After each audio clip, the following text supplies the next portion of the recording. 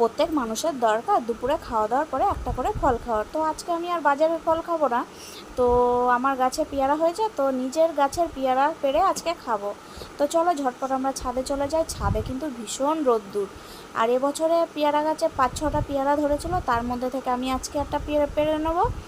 তো চলো দেখো, ছাদে তো ভীষণই রোদ্দুর। এই গাছটা কিন্তু আমি মাছবুক থেকে পেয়েছিলাম, তো ছাদে বড় টব একটা খালি ছিল, তো ভাবলাম ওতেই বসিয়ে দিই।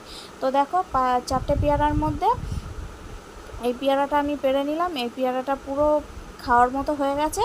তো পেয়ারার সাইজগুলো ছোট দেখলে কি হবে, দারুণ খেতে কিন্তু, আর খুব টেস্টি। তো চলো পেয়ারাটা আমি পেড়ে নিয়েছি, এবার নিচে গিয়ে আমি ধুয়ে পেয়ারাটাকে কাটবো। তো দেখো আমি ছুরি দিয়ে পেয়ারাটাকে কাটছি। পেয়ারাটা তো সেই লেভেলের মিষ্টি ছিল, তোমরা না খেলে বুঝবে না।